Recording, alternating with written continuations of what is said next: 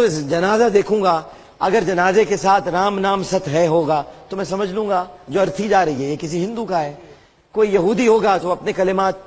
میں نے جنازہ ابو طالب کا جو تاریخ میں دیکھا ہے، اس کا جنازہ جو گہوارہ تھا، اس گہوارے کے جو 4 یعنی اس کے کونے تھے، ایک رسول اللہ نے سنبھالا ہوا تھا، ایک مولا علی نے سنبھالا ہوا تھا، ایک عباس نے سنبھالا ہوا تھا، ایک جعفر نے سنبھالا ہوا تھا.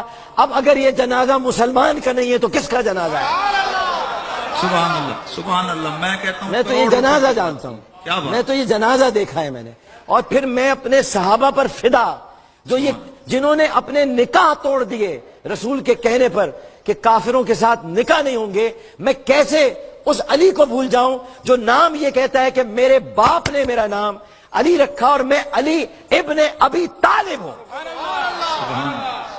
اس نے ہمیشہ اپنے باپ کا نام پکارا. میں ابن ابی طالب ہوں، میں ابو طالب کا بیٹا ہوں، میں ابو طالب کا بیٹا میدان میں ہے. تو ایسا نہیں ہو سکتا. عمر فاروق نے بھی اس وقت تک اپنے باپ کا نام خطاب نہیں لیا جب تک انہوں نے اسلام قبول نہیں کر لیا. اس لیے وہ بھی اپنے آپ کو کہتے تھے میں خطاب کا بیٹا ہوں.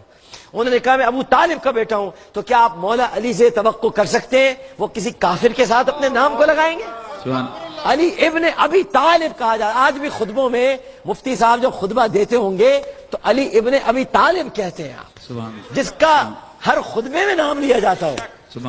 اب آپ یہ رسک لے لیں کہ بھائی وہ کافر تھے یا وہ اسلام نہیں لائے تھے، میں یہ رسک لینے کو تیار نہیں ہوں کیونکہ میرے دین میں اس میں ایک میں چھوٹی سی بات کر رہا ہوں. اسلام کفر کی بات ہم سائڈ پہ رکھتے ہیں. اس میں جو جتنے بھی مکاتب فکر کے لوگ ہیں اور اس پہ نصوص موجود ہیں کہ جناب ابو طالب محبوب رسول تھے. بے شک. یعنی اس میں ابھی اب حوالے چونکہ پروگرام کی وہ ہے، میں اپنے جب جلسے کرتا ہوں تو اس میں لگاتار حوالے دیتا ہوں، میری یہ فیلڈ ہے. یہ میں اس بات کے اوپر تقریباً میں میرے رجسٹر میں 70 سے زیادہ کتابوں کے حوالے میں نے رکھے ہوئے ہیں لکھ کے کہ اللہ کے نبی نے حضرت ابو طالب سے پیار کیا. اور وہ جو شان نزول آتا ہے انک لا تہدی من احببت، اے نبی آپ اس کو ہدایت نہیں دے سکتے جو آپ کے پیارے ہیں.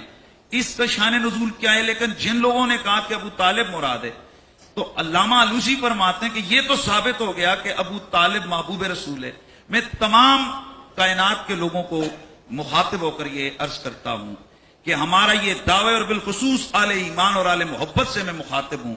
میں یہ سوال پوچھتا ہوں کہ ہمارا یہ ایمان اور تقاضا ہے. عامر بھائی ہم ہزاروں گناہ کرتے ہیں، اللہ کی قسم ہمیں مدینے والے آقا کی شفاعت کا سہارا ہے، اور ہم کہتے ہیں اوے ہم حضور کے غلام ہیں، ہم حضور سے پیار کرتے ہیں، ہمارا بھلا ہو جائے گا. میں سوال کرتا ہوں کہ جب محب رسول جو حضور سے پیار کرنے والا ہو وہ جہنم میں نہیں جا سکتا، یہ ہم سارے کہتے ہیں، اور جس سے رسول پیار کرتا رہے اس کے بارے میں کیا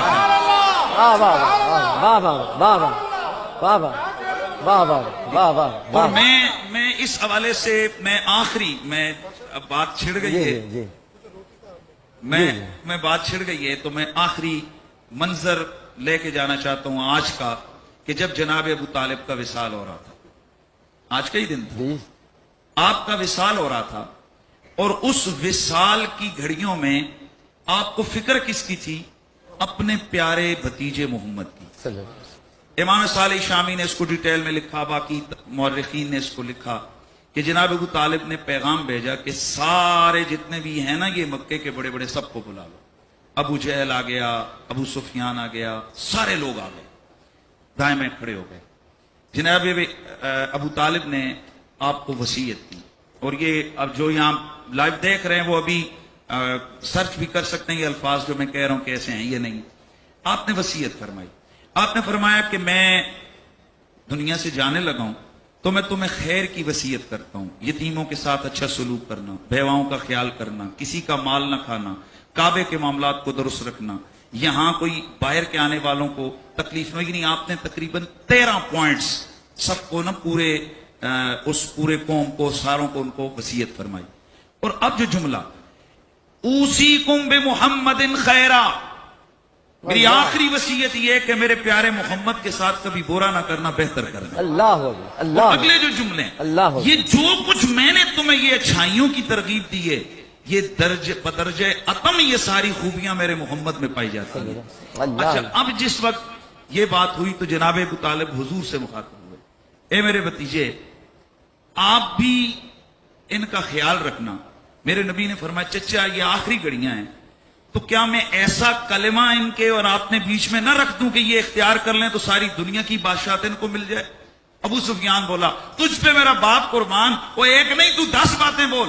میرے نبی نے فرمایا وہ ایک یہ ہے کہ ان تشهد اللہ الہ الا اللہ وان محمدا عبدہ ورسولہ وان تترک عبادک وان تترک اصنامک، کہ میں ایک ہی بات کرتا ہوں کہ اللہ کے سوا کوئی عبادت کے لائق نہیں اور میں محمد اللہ کا رسول ہوں، اور یہ کہ تو جتنے بھی یہ جو تم نے جھوٹے خدا بنائے ان کو تو چھوڑ. وہ چیخنے لگا، کہنے لگا کہ یہ کیا ہوا، یہ کیا ہوا، یہ کیا ہوا. ابو طالب دیکھو یہ کیا، کہ پھر وہی بات کر دی. اب فیصلہ کرنا تھا. عامر بھائی آخری گھڑیاں ہیں، فیصلہ کرنا تھا ابو طالب نے. میرے آقا خاموش ہو گئے کہ کہیں میرے چچے کا دل ظاہر ہے ادھر ادھر سے باتیں شروع ہو گئی، یہ کیا شور شروع ہو گیا. حضور خاموش ہو گئے کہ کہیں میرے چچا کو تکلیف ہوئی ہے ان معاملات سے. تو جناب حضرت ابو طالب نے میرے نبی کے چہرے پہ دیکھ کے فرمایا میرے بیٹے تو نے ان کو غلط بات کی دعوت تو نہیں دی ہے، خدا کی قسم تو نے صحیح بات کی دعوت دی. اور جو آخری جملے وہ کیا ہیں؟ جناب ابو طالب کی آنکھ سے آنسو کے قطرے ٹپکے.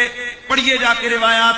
اور پھر آپ نے فرمایا میرے بھتیجے اگر میری یہ جان میرا وفاق کرے تو مجھے پیدا کرنے والے کی قسم میں تجھ پہ اپنی جانوں کو قربان کرتا ہوں.